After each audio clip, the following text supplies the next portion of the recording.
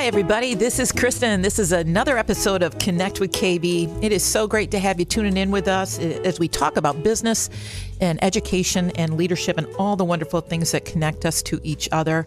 My guest today brings a wealth of experience and depth to her role as the new CEO of the Capital Region International Airport. She is an expert at customer satisfaction, and I know she's going to take the airport to new heights, and no pun intended, my friends. I want to welcome to the podcast Nicole Noll Williams. Hey, friend, how are you?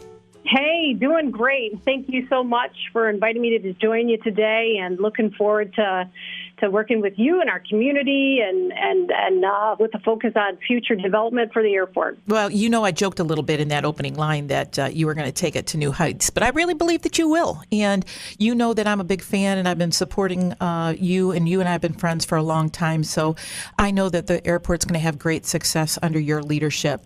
Let's talk a little bit about the Nicole Noll Williams story. I want to hear it. Yeah. So, gosh, I've been in the Lansing area for many years, but I grew up actually in Carson City, so just north of here in Montcalm County, and came into Lansing after graduating from high school, going to college, and actually got a job starting out with United Airlines, operated by Great Lakes Aviation here at the Lansing Airport. And my position was customer service. I loaded, unloaded planes. I de-iced aircraft. I assisted customers to and from, and so I really have started, from the ground up in this industry with 26 years, transferring from there, being involved in marketing for United, covering Michigan, Wisconsin, and Minnesota, and did corporate and travel agency sales, and came back was the manager for United here in Lansing for many years. And then I got into travel management. So maybe a few of your listeners, as I covered throughout the state of Michigan, I wrote travel policies for many corporations in the area for the state of Michigan, Michigan State University, helping out with corporate contracts and negotiations. And then I joined the airport, and I was actually with the airport in the development-focused area for 14 years. And I had the opportunity to get involved with our international facilities, development projects, bringing American Airlines back to Lansing, and kicking off those international flights to Cancun and Punta Cana and Puerto Vallarta and Jamaica. And it was a great period of time to be with the airport, a lot of transitions in the industry. And then now I'm returning after spending almost 3 years with U.S. Senator Gary Peters as his Mid-Michigan director, covering connections and relationships within the Mid-Michigan market from Isabella down to the border. So I'm excited to be back at the airport. I should say I'm passionate about this industry. I'm passionate about this airport. And I think we are in a place today, this community in this region, to be able to come together, and we're seeing that across this entire area, from Ingham, Eaton, Clinton County, Shiawassee, Jackson, like all of these areas coming together to support economic development. And I'm just excited to see the Capital Region International Airport being a part of that, being one of those assets to the region, to help attract new businesses and keeping businesses here and supporting the university and other key corporations like Jackson National and Dart Container. So it's I'm excited to be on board. So it's. But I would tell you, I'm so happy to have you on board. And I know that you've really been preparing for this role for years now. And what do you think are some of the strengths that you bring in regards to the experience and expertise you have to this new role? I think a lot of this is all this experience that I've had in multiple areas within the industry, right? So as I've talked of, actually being able to understand the challenges of de-icing an aircraft, to being involved in airline negotiations and contracts with corporations and understanding the corporation's perspective of how all this comes together. And I think that's what really helps me to be able to identify and relate to all of these challenges in the industry, whether you're a consumer, whether you're a tenant within the airport as being working for United or Delta or American, or working with Michigan State University. I've helped to play some of those roles over the years, and I think that's one of the great assets that I can bring to this position. and being able to bring the right people to the table to make decisions and get things moving forward, but also being able to see their perspective pertaining to a certain topic or a challenge. Yeah. How has the airport been able to recover a little bit from the pandemic? I suspect that there's a lot more people flying now that people have been fully vaccinated. Are you seeing an uptick in activity? Yeah, as of, last Friday, before Mother's Day weekend, TSA reported the record high volume in air travel nationwide, so 1.7 million travelers last Friday. And what we're going to see is this going to continue to expand as folks move forward and getting vaccinated and feeling more comfortable at traveling. The demand, the peak right now is still leisure travel. And we're going to continue to see a slow comeback on the corporate travel side as well. As many of us working remote or finding different ways to connect with people by using virtual connections, we have found that there's many ways for us to get business done and still remain to some extent face-to-face, but it doesn't take away from that real need on the corporate side to sit across the table from somebody to seal up a deal and finalize a contract. And I think we're going to continue to see that. So we're excited that American Airlines has returned their nonstop flights from Lansing to Washington, D.C. Again, as I mentioned earlier, that was one of my key projects when I was previously here. So it is really important for this region as being the state's capital. Michigan State University is within their top two destinations is Washington, D.C., and for many other associations, nonprofit organizations that are all based right here at the state's capital need that nonstop Washington, D.C. service. So I'm excited that that's back. And we're going to see some improvements in schedules with both Delta and United. And we look forward to seeing where there's some opportunities with even our international service, because those discussions occur now as we talk about nonstop seasonal service with Apple Vacations that traditionally starts in December, and they run usually just before the holiday season in December to Easter time frame. And we're looking forward to maybe seeing some additional markets in that area as well. So, do you get a lot of feedback about where people want to travel to and the opportunity to get into different markets? And do you take feedback from people? How do you make a determination of where you're going? Definitely. If you could see, I got a smile on my face because this is, of course, a very personal and ongoing discussion for everybody. Because, right, you have either business needs or leisure destinations you want to go to, but it all comes back to numbers, right? It all comes back to where is the demand from our market? Because we want an airline to be able to come into our market providing service to a destination where they're growing, they're thriving, and they're doing really well and staying strong with being able to commit millions of dollars of equipment that they put right here in Lansing. And in turn, we want to make sure it matches with the need from our community and our region. So, really as we look at Lansing and over the past, it's those hub markets that we really need to go back and focus on, getting a service to, Atlanta, New York, continued service to Washington, D.C., Minneapolis, Chicago. Those are our key hubs. But then even beyond that, when we think of more of the leisure markets, I don't think a day goes by that I'm not asked for what can we do about getting Florida service or Arizona service, or we need nonstop flights to Vegas.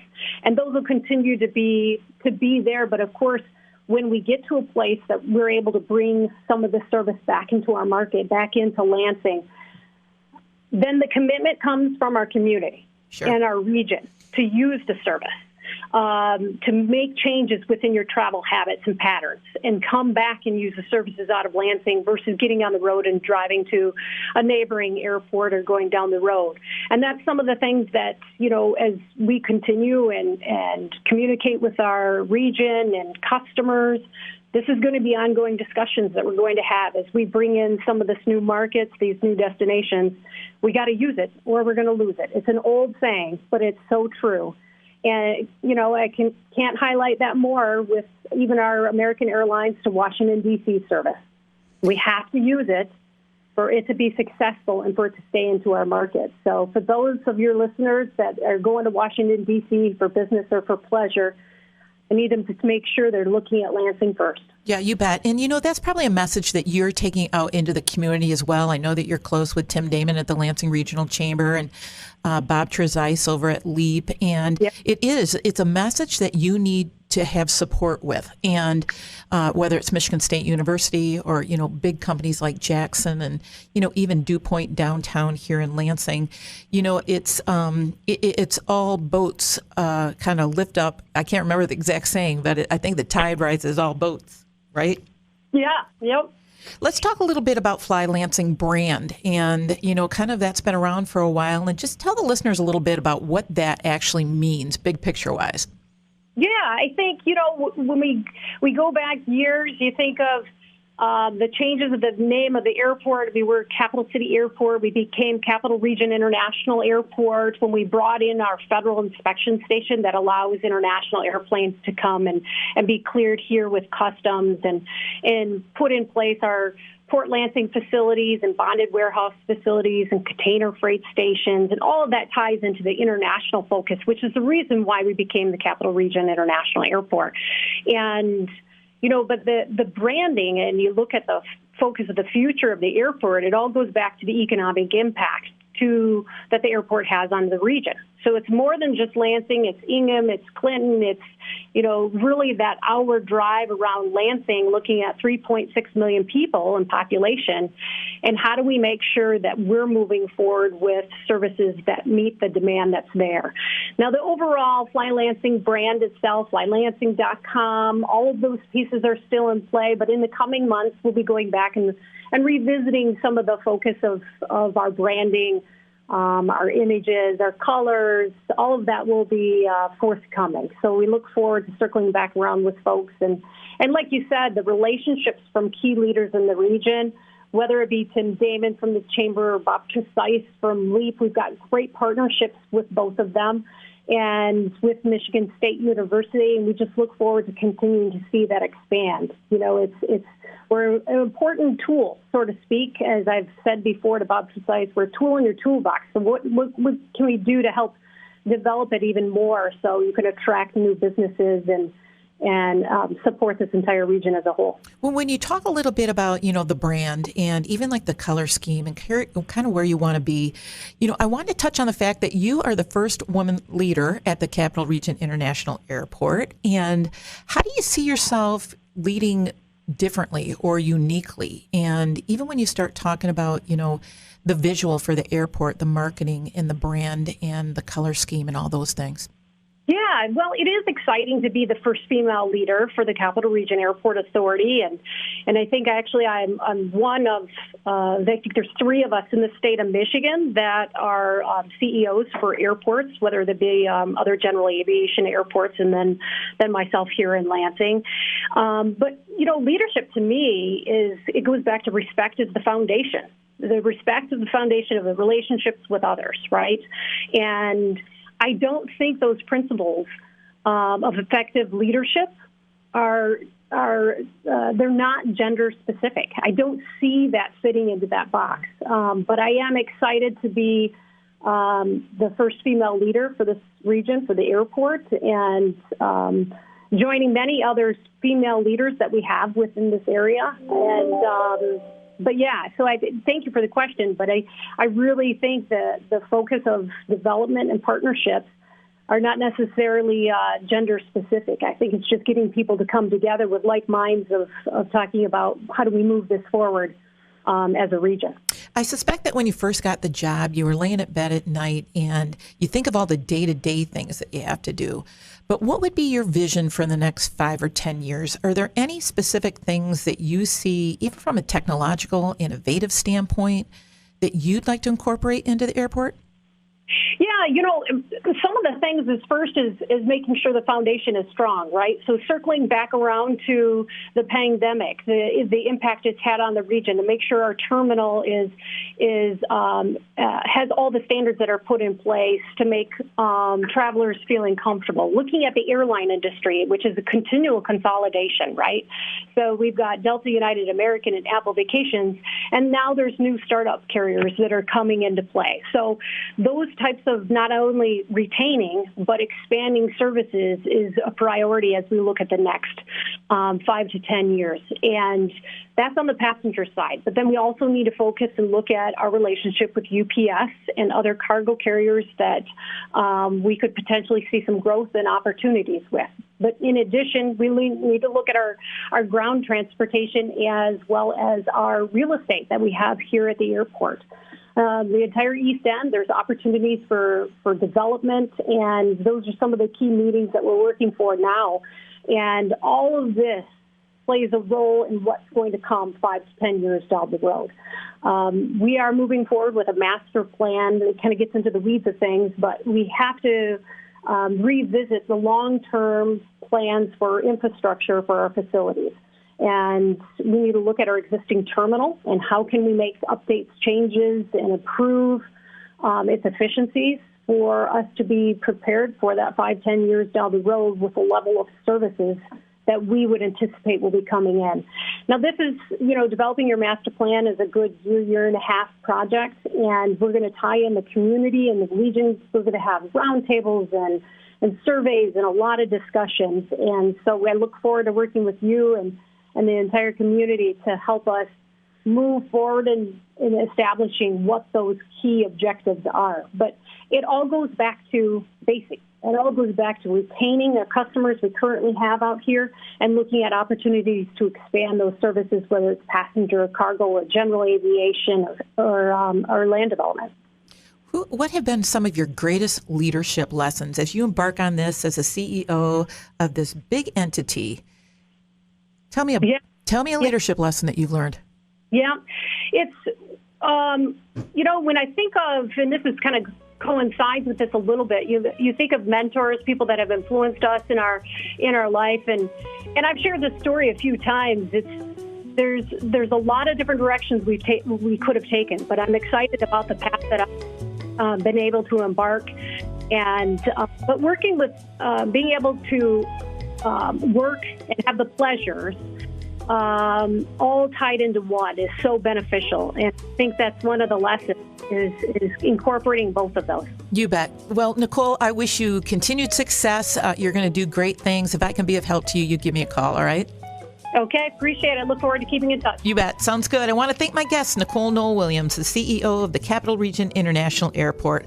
I also want to thank my supporting sponsors, Marketing Resource Group, Governmental Consultant Services, Dowding Industries, the Michigan Chamber of Commerce, AF Group, AT&T, and the Fraser Law Firm. You can listen to all my podcasts at connectwithkb.com. Until we connect again, go live your best life. I'm your host, Kristen Belzer.